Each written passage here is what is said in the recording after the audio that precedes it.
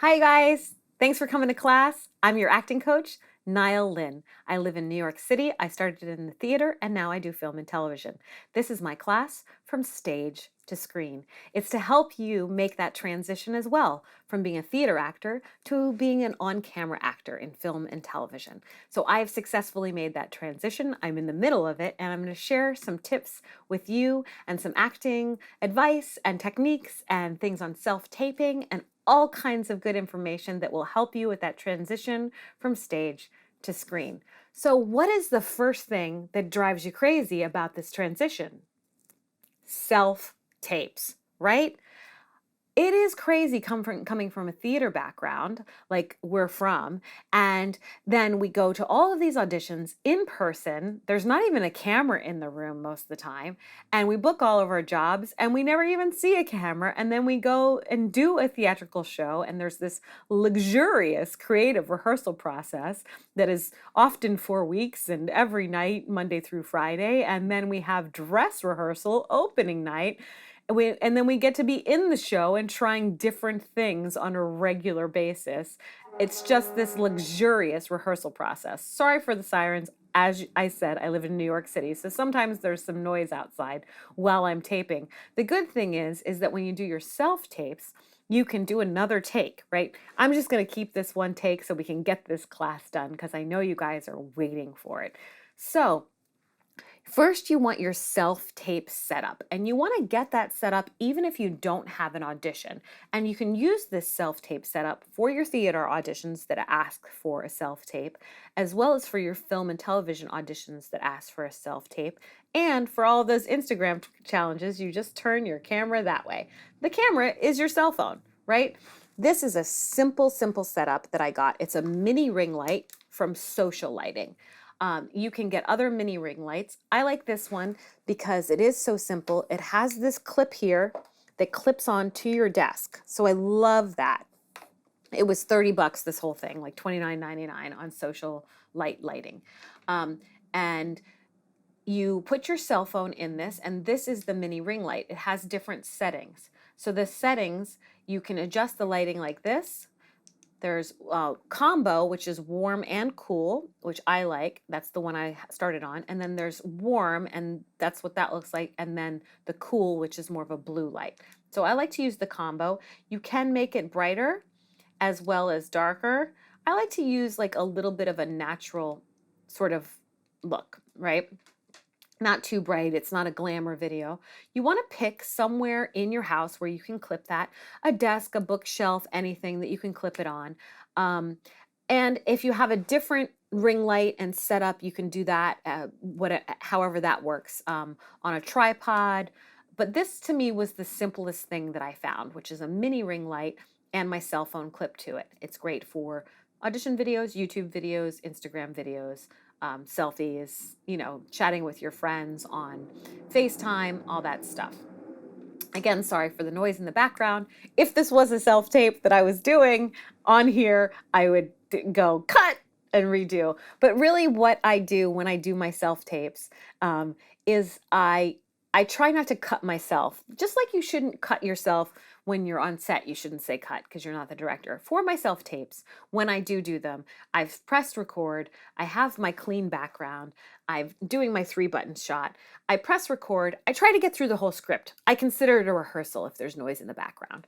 So don't cut yourself because you're gonna have noise probably somewhere. If you're in an apartment anywhere in New York City, there's always noise. And I have submitted a self-tape audition that maybe has a siren in the background or some noise.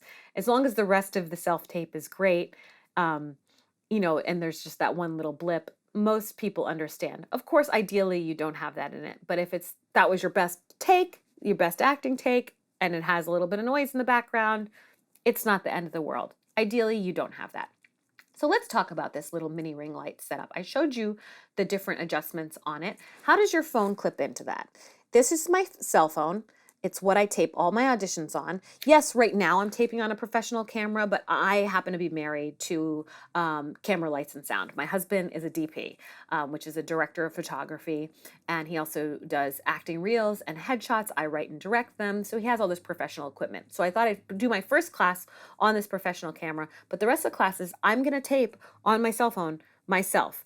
I just wanted to show you this with the self-tape setup, so I needed it to be in frame. So here is your camera. You want to take it out of your case. You have your camera, hopefully your cell phone, in a case. You're going to take it and you're going to go to your camera and open up your camera and clip it in here. And I sort of do it in the middle. And then you're going to want to frame yourself. You're going to want to be not in photos, but in video. So click on video, and then you can see what you look like. And usually, and the great thing about this is it's so bendy, you can bend this down and you can move this around. This can go here, this can go here, it can go here. You can do all kinds of stuff. This thing folds up. You can take it to a rehearsal studio in Midtown Manhattan, you know, to sing a song on it while your friend plays the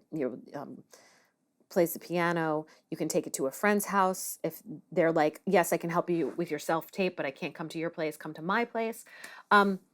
So you clip your phone in there, right?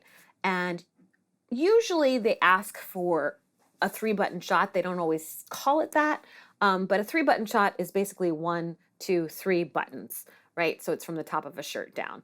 So usually a lot of times your self-tape is like this type of frame, but the great thing about this is you can bend it around and pick your frame and move, you know, the desk back and forth or move this back and forth to frame it the way you want it. Now, if this is a theater audition, although this class is from stage to screen, if this is a theater audition, you might want to stand.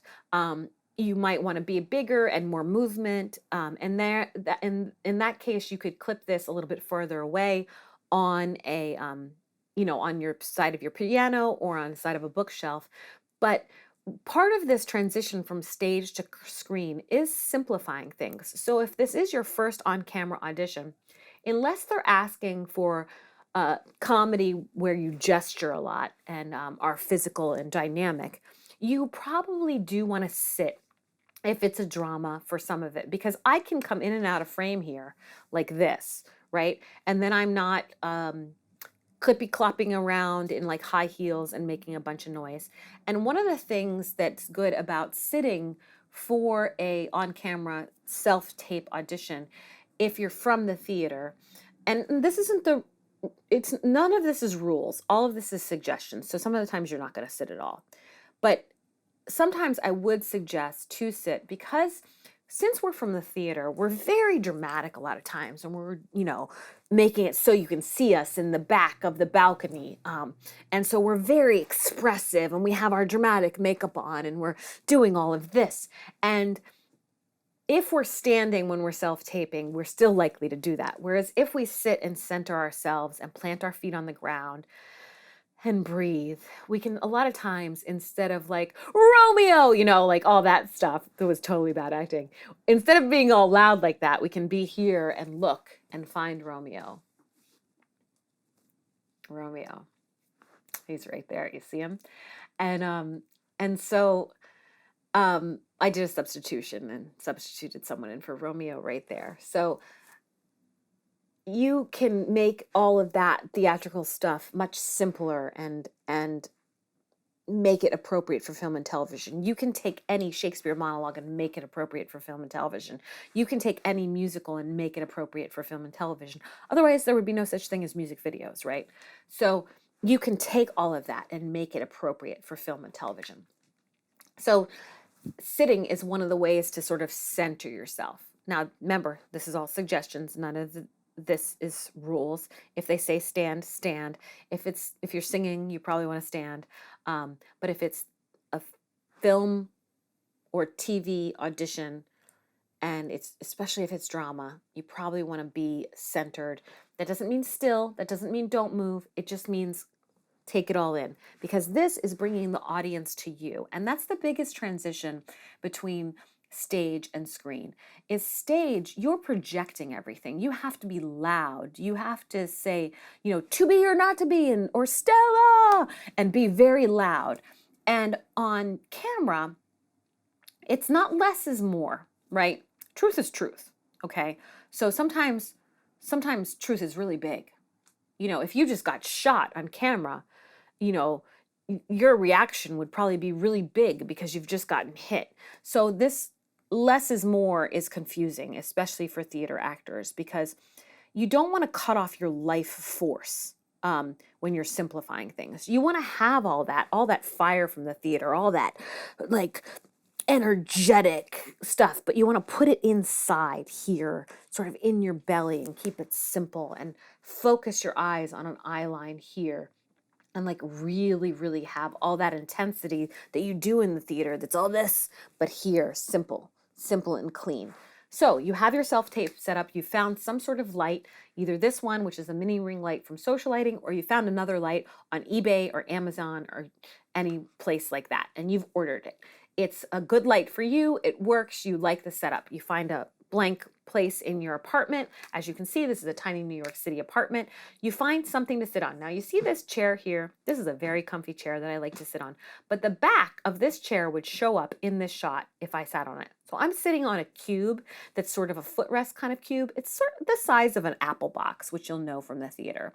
And I'm sitting on that so that you don't see it behind me. So I would recommend, if you can avoid having a chair stick out behind you, this is not like a makeup tutorial. You don't want some fancy chair in the background. You know, this is you, and they want to just see you on camera here. This mic is not for this. You don't need this mic. This mic is for this camera, so that you can hear me on that camera. On this, you do not need a microphone. You don't need anything extra. Your cell phone and a light. That's what you need for a self-tape setup. Yes, it is that simple. Don't get yourself all stressed out. Now, the other thing you need, obviously, is your script. I like to still print out my script, you guys. So I have like this little thing that is, you know, for a file folder from like Staples or whatever. It's also like if you need to type something, you know, I put a clipboard on it and I have my script. The scripts that you're getting for film and television auditions are going to be scenes as opposed to monologues. That's the biggest difference right off the bat. Auditions for film and television are scenes. Auditions for theater are monologues or songs or dances. So you are getting a script, and you're getting it usually on your computer. If you can't print it out, that's one of the reasons why I have my laptop here. Now I plug my laptop into my cell phone. This is my cell phone charger cord. I've plugged it into my laptop so it's seamless, so I don't have wires all over the place. This Social Lighting light has a plug, and it's plugged into the wall and has all those adjustments that you saw. The reason why I plug this in is because, God forbid, you do not want to be in the middle of your self-tape and your battery on your cell phone runs out. So I always do it in front of at my desk, in front of my laptop, unless I need to stand. And then a lot of times I do have my script here if I haven't printed it. If I haven't been able to print it, I will have my script very big on my screen here. I have the kind of screen that you can make big, so that's nice because I can see the words really big. And I've usually, like, I would say 99% of the time, maybe 95, made sure that I'm completely off book. But sometimes you're getting auditions for film and television. You're getting a lot. You're getting them all last minute. Like pilot season, you could get 3 auditions the night before. And I've coached people through pilot seasons, and it can be just nerve-wracking. Like you'll have 2 or 3 7-page auditions, you know, that are scenes that you have to work on the night before. So sometimes what happens is you can ask a lot of times, hey, can I send in a self-tape for that one? Because I have these other 2 auditions.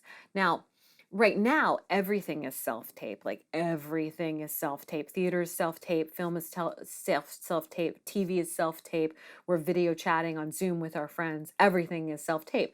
So I would get this set up or something similar to it right away, no matter what, and start practicing your self-tapes or doing one of those self-tapes Instagram video challenges. Now for Instagram, if they want you to tag it on Instagram, and this is not an audition, but you know, there are challenges going around for monologues, you would then tape this way for Instagram and adjust it And the great thing about this is you really can just adjust it as much as possible until you like the frame that you're in, and then adjust this light. You want to, you want to, you can adjust this in the back to make it like tighter to stay. For the most part, you want to do your self-tapes horizontally, and you do want to wear like a simple top with simple hair and makeup for the most part.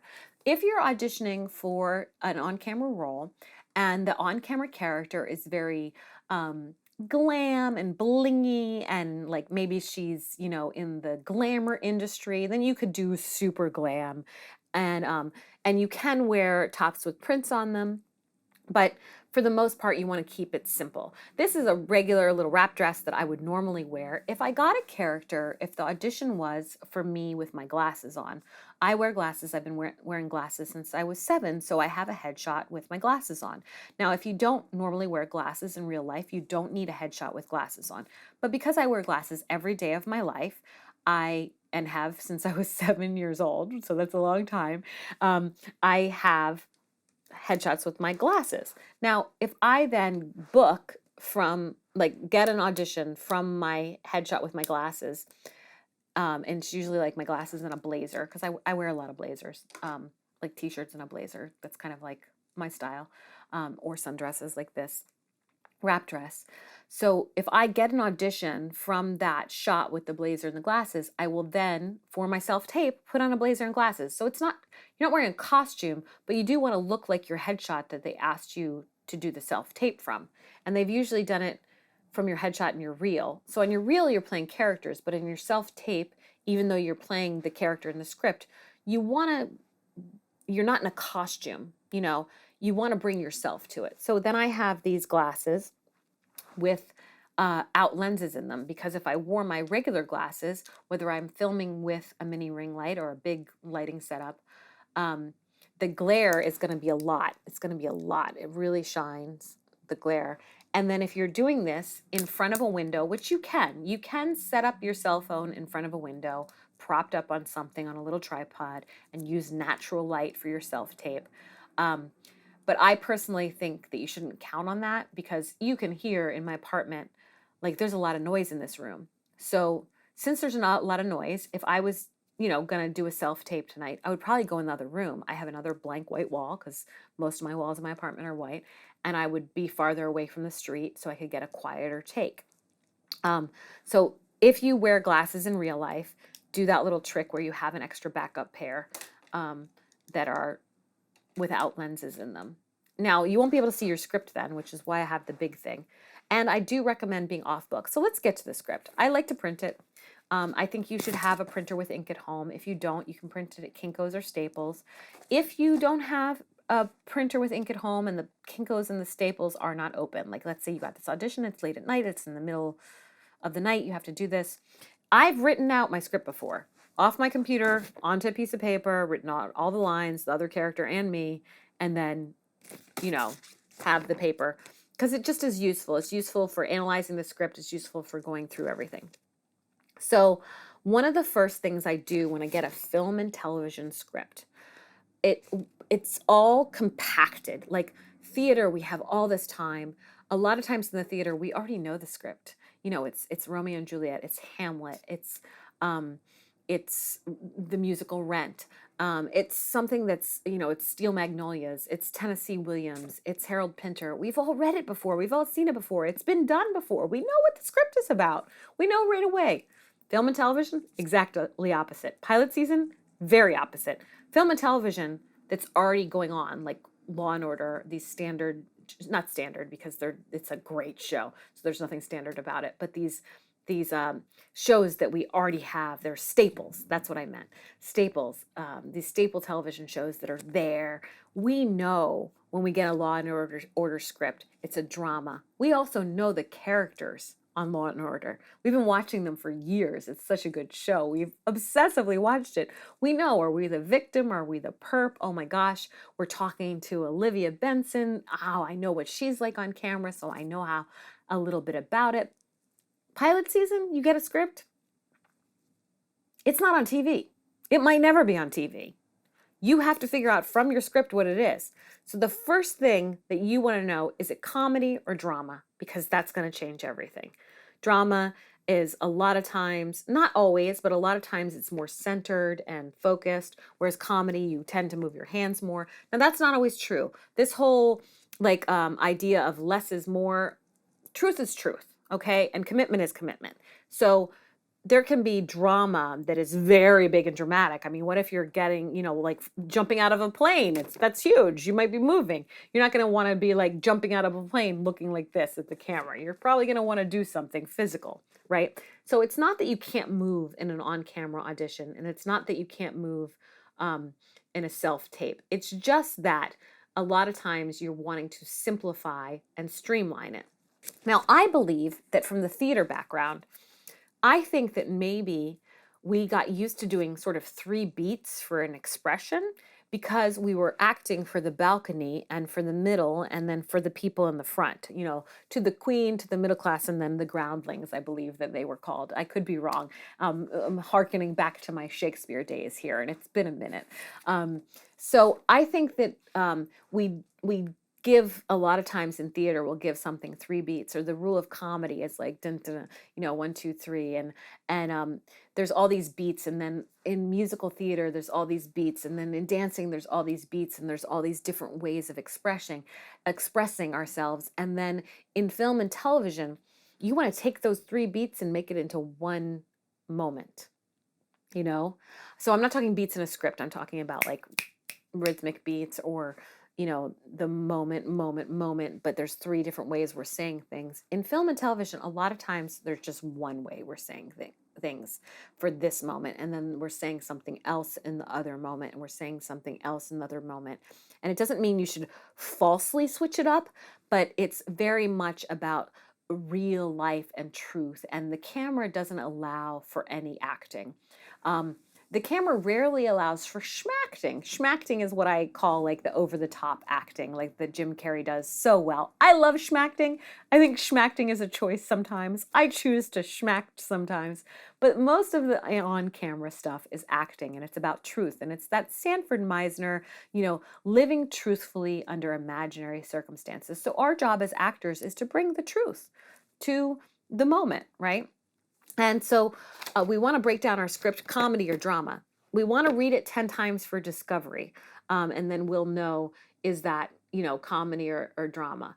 And then we want to write down on the left side of our script all the characters in the script that you're talking to. Because a lot of times, especially if you get a series regular, you'll get a thing where you're talking to multiple characters, and you'll also get, a lot of times you'll get like, a couple pages of the side will be with one person and maybe showing a romantic relationship, and a couple pages of the side will be showing like your work relationship with your coworkers, and then a couple pages of the sides might be your family dynamic, so you want all those different areas to show different sides of your personality and character.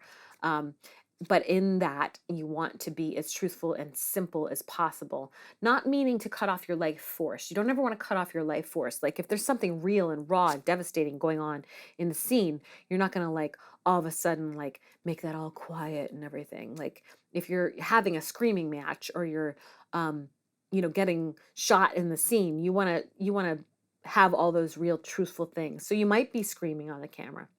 Now, if you have a dramatic scene that is yelling and screaming, and you're going to tape it in your apartment, I would tell your neighbors, hey, I'm doing a self-tape. It's a dramatic scene. You're going to hear me yelling, but it's just me and myself in there. Nothing bad is happening. And that's one of the reasons why even though I do like to do self-tapes later in the evening, you might want to do them not too late so you don't wake everybody up. So the first thing I do when I get a script is I read it through 10 times for discovery. Then I go and I write down my character's name at the top. Let's say her name is Juliet, and then I put dash Nyle, like who's playing Juliet? Me. I either write Nyle or me. Then I write the rest of the characters. Romeo, who's Romeo? That's my husband, Shane. He would play Romeo, my Romeo. And then what are the rest of the characters? Tybalt and Mercutio, and who in your life could be your Tybalt or Mercutio. I'm using a theater reference because I figure you guys know that. And so I would write down all those characters on the side and then replace them with people in my real life. And that's the quickest way to personalize a script, because you're not going to have all this rehearsal with actors on stage. Like if it's a theater production, I don't necessarily need to replace my Romeo. I could, I mean, if my Romeo is really gross, and obviously I'm not playing Juliet's anymore, I'm playing a lot of other characters, but it's just a good standard example. So if my Romeo was really gross, opposite of me, then I would replace it with, my true love, Shane, my husband. But a lot of times in theater, you do have such a nice rehearsal and you have some chemistry with the actors that are playing the other characters. So you have some chemistry with Romeo, you have some chemistry with other characters, and you can imagine, and be in this place of they are Romeo and that you are Juliet and you're falling in love. And it's all imaginary, but you don't need to personalize as much because you have an actual person in front of you. But for film and television, when you haven't been cast yet and it's an audition, you do a lot of times need to personalize that script with people in your real life who make you feel that way, the way the character that's playing opposite of you would make you feel, because you're not having this whole rehearsal process of developing that chemistry. So write the names of the characters and replace them, or say equal to this person. So if the character is your best friend in the script, cast your best friend in real life and use them as your substitution. The other things you want to know from your script, besides the fact, is it comedy or is it drama? You want to know your emotional prep and the moment before. Emotional prep is Meisner technique. Moment before is either Stanislavski or Meisner. We'll do a whole nother class on like actual technique of breaking down scripts and everything. But I'm assuming that a lot of you already know that stuff and are having more of the struggle of the transition. So your moment before, or where you're coming from, who you're talking to, what do you want from them? What's that relationship with who you're talking to? What do you want from them? What's your objective, your goal? Your super objective is your bigger one, your bigger objective for the whole script. But what do you want from them in this scene? And how are you going to get it? What tactics are you going to use? How are you going to use it? You can do all that stuff, break it down. That's a lot of work, right? You might not have time for all of that. It might be like this. So one of the things that you can do is ask yourself, is this good news or bad news? Like, yes, a comedy can be good news and bad news. A drama could be good news or bad news. Is this good news or bad news? Is this section good news or bad news? Is this line good news or bad news? That's a really broad brushstroke, but it can help you get through things faster. And then, you beat out your script like normal and break it down. And then rehearse it and try to get off book as much as possible. Now, the best way to get off book I have found, and I've tried every way, is the line by line when you don't have rehearsal. It's line by line when you have to be off book for something. So the first one, Romeo, Romeo, wherefore art thou, Romeo? And then the next line, and you go over and you go, Romeo, Romeo, wherefore art thou, Romeo? Romeo, Romeo, wherefore art thou, Romeo? Romeo, Romeo, wherefore art thou, Romeo? Just drilling it. And then you add in your substitution. You see Romeo and he looks really cute. And then you already know the line. So then you add your substitution in and you start working with feeling like you're really talking to Romeo and he's right there off camera. And then you get your friend who's an actor, or your husband or your partner, your roommate, to read the other lines. Now, if you can't have your friend, partner, roommate, acting coach, read with you in person or at a studio, you can always video chat them on your computer. So you're taping on your phone, you've gotten to the video section, you pressed video, you framed your frame, you have your light, you know all your lines. You can hold your script, but don't make a bunch of noise with it because that gets picked up on camera. You can have it here. You could actually clip that on there with a binder clip, or you can have it in your hand. But you're going to want to be talking to somebody, and you can have video chat and have one of your friends read the lines with you so that you're video chatting with them here. Now, you're not going to be able to necessarily look at them for the video chat because you're going to want to pick an eye line of who you're talking to in the script. And sometimes your eye line, meaning where you're placing the character you're talking to, might be here or here or here, or down here if you're talking to a little kid, or up here if you're talking to an authority figure, or over to here if you want to split between this character and this character, you want to put them both on each side of your cell phone, which is your camera, right? So if I look here, you see it looks like I'm talking to somebody else. If I look there, it looks like I'm talking to somebody else. If I look up, it looks like I'm, maybe smaller. And if I'm looking down, it's authority. So there's a little camera angle tricks for you there. Um, and then you're going to want to have them read the lines to you on the video chat, but you might not be able to look at them. You might have to pick those eye lines. Now you could prop this up on a bunch of books. You could, put a bunch of books underneath your laptop and prop up the laptop so that you're more chatting with your friend, and put the put it back here and figure all that out. But I sometimes like, it really depends. Sometimes I really want that moment with that other actor, and I'm reading with an actor that's really good, like one of my close friends. I have a lot of close friends that are really amazing actors here in New York City, as you can imagine, and some actor friends that are out in LA.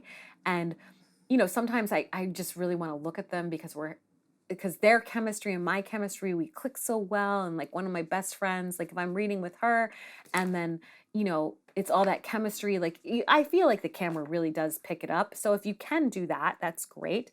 But if you can't, pick an eye line. The thing is, your friends might not be able to do a million takes with you, because they have lives and you have lives, and you're probably trading.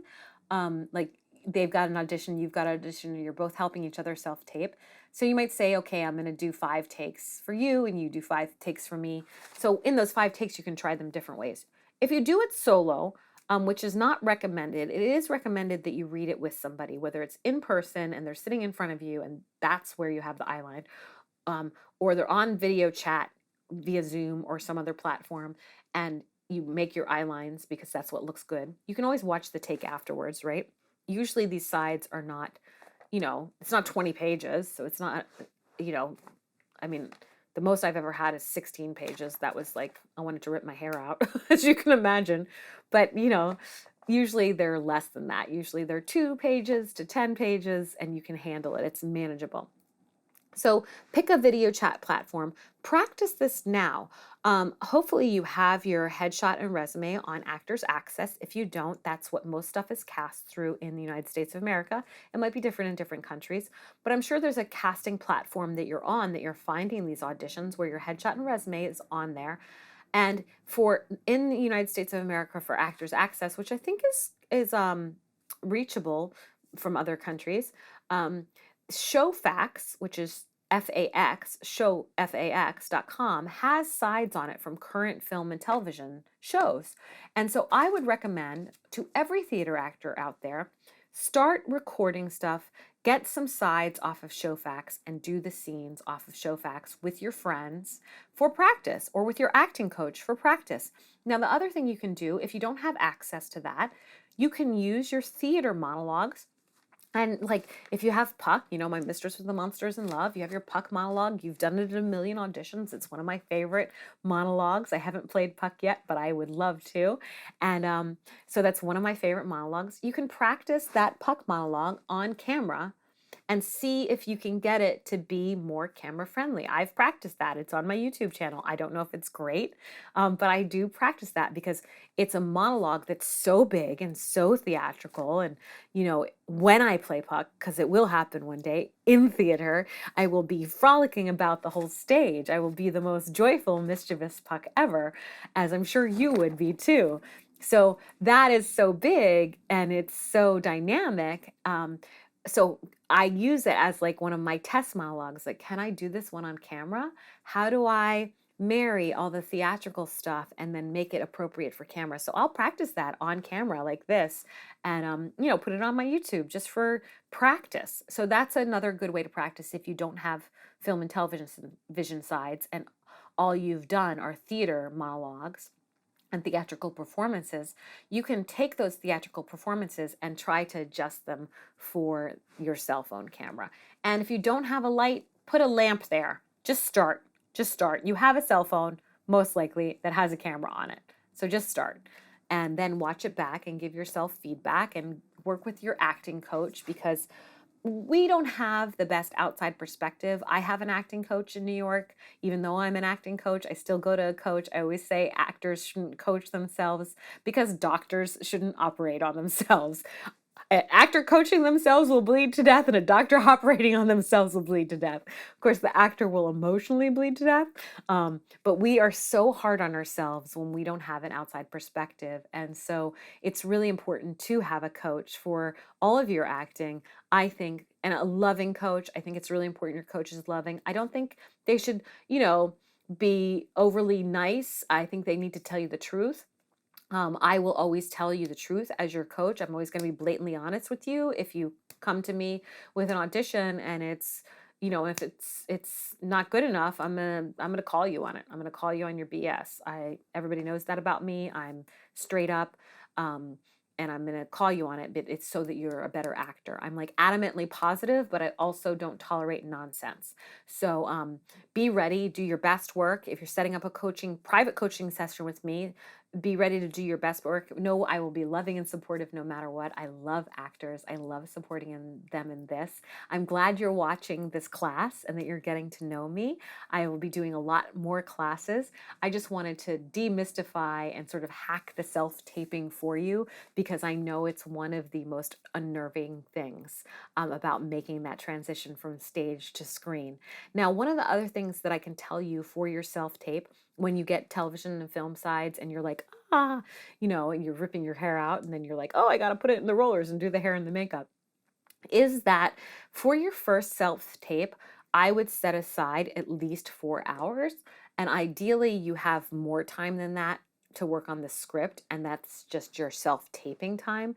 I would set aside 4 hours to memorize your lines, and then I would take a break and nap. Definitely nap after you memorize your lines before you do your self-tape. Don't do it all back to back. So even if you can only have a 20-minute study nap, definitely take your break. So I would memorize your lines, eat healthy fats. I know that seems strange to say in a self-tape video, but the thing is your brain needs healthy fats in order to work, and you're doing a lot of working. You're working your brain by memorizing everything. So like for me, I love avocados, so I eat avocados. If you don't love avocados, there are other healthy fats that you can look up and make sure that you have and you eat that day, and you drink lots of water, that you're hydrated, because you think like, oh, you get your sides, you're going to get a cup of coffee and like just memorize them and just drink your coffee, and then you're going to go to self-tape yourself, and you're going to, trust me, you're going to have a breakdown doing that. Don't do that to yourself. Eat healthy, drink water, have healthy fats, memorize, read your script, break it down as quick as you can, memorize those lines as quickly as you can. Then after that, you can do that like in your pajamas. Then after that, you can jump in the shower and then take a nap, after you get out of the shower, and you'll wake up from that nap. And this is just the ideal situation, suggestions. You'll wake up from that nap all refreshed. You'll put your skincare on before you took your nap. It will all be in your skin and hydrating it. Maybe you had rollers on while you were sleeping. I don't know. Or did something to your hair before you went to sleep to put it in the towel. It's drying. You wake up from your nap, your lines, you know them because you memorized them, and then you took a nap. It's really important to take that study nap. Your brain will not process things if you're just going from the script to self-tape. You're just not going to process it fully. So try to have that 20-minute study nap if you can. Put your hair and makeup on, and while you're putting your hair and makeup on, you're rehearsing your lines. Now, when you've rehearsed your lines, I don't want you to rehearse your lines in a boring way. I don't want you to think that on-camera acting is this like shut everything down, less is more, don't cut off your life force. When you're rehearsing your lines off camera, I want you to be as theatrical as possible. You can sing them in the shower. You can dance them in your apartment. You can do these lines, even if it's a drama, in 20 different accents and make yourself laugh. I want you to try to compress that theatrical rehearsal experience of play, right? It's a play, it's a screenplay, it's a stage play. We're going from stage plays to screenplays. We don't want to drop the play part of it, right? You want to play, you want to have as much fun as possible so that your instrument is awake and alive. You've done your vocal warm-ups, all that stuff, right? You know everything. You put your hair and makeup on. Your hair and makeup is simple. It's not distracting unless the character requires that. Maybe if your character if it says in the script has crazy eye makeup on, then put crazy eye makeup on. Or if it says something in the script, but don't wear a costume, because it's not about that. You don't want to distract from your acting. You don't want to do too much in the costume, hair, and makeup area that distracts from your acting. You want it to be all about your excellent acting, and then they can imagine how they want your hair and your makeup to be. Then you've done all of that work. You go to your phone, you set it up in your mini ring light or whatever equipment you've bought to purchase to put your phone and clip it in. And you have a tripod, something like that. You go to video and you get yourself set up. You frame your shot, you're ready. Guess what? Do a few rehearsal takes, just like you would for the stage, and record them. Record your rehearsal takes, because your rehearsal takes might be your best takes. But don't feel the pressure like you only have one take. It's your cell phone. Hopefully, when you got the audition, prior to that, you've deleted stuff that's clogging up your phone. That's another thing that you're going to want to make sure you can do in your downtime, is delete pictures and videos on your phone that you don't need or that you have copies of, right? So you have space on your phone to record. You're going to set up your phone. You're going to do your slate. I'm Nyle Lynn. I live in New York City. I can be a local hire in Los Angeles. I mean, usually your slate's not that long. Or this, that, another thing. My agent is blah, blah, blah. My height is blah, blah, blah. My age range is blah, blah, blah. I'm auditioning for the role of Juliet in Romeo and Juliet. Or, God willing, I'm auditioning for the role of, Martha on Law and Order. Hopefully opposite of Marshika Hargitay, which would be my dream come true. And I think a lot of actors too. So hopefully you can share your dreams with me and I will support that vision. And then you're going to do your slate, and then I take a breath after the slate and record. A lot of times the slate, which is that name, rank, serial number type of thing, a lot of times the slate, they ask for it separate. I love that when they do that, because then you don't have to edit it together. You're going to press record. You're going to pick your eye line. You're going to see the person you're talking to in this imaginary world. You're going to have your scene with them. You've memorized it, so you're pretty much off book. But you can hold your script as long as you're not making noise with the script. This is out of frame. I can't see this in my frame here. I see myself and I can't see it. And I'm looking off of here and I'm talking to this person and I'm having my moments. And I like the script to actually, that one's stapled. I prefer the script to be like this, not stapled on camera. I prefer the not stapled script because you can go like this. Hello, yes, thank you. And you can change your script like that. It makes less noise than like going through this script. That's why I have this one stapled, so I can show you. If I go like this, that doesn't work, right? So don't staple your script. That's another acting tip. What else can I tell you guys? Tape as many as you like. It's your self-tape, right? But try to do it in the first few takes and nail it, and then do a couple rehearsal takes, then try to do a couple of takes and nail it, and then do a couple safety takes.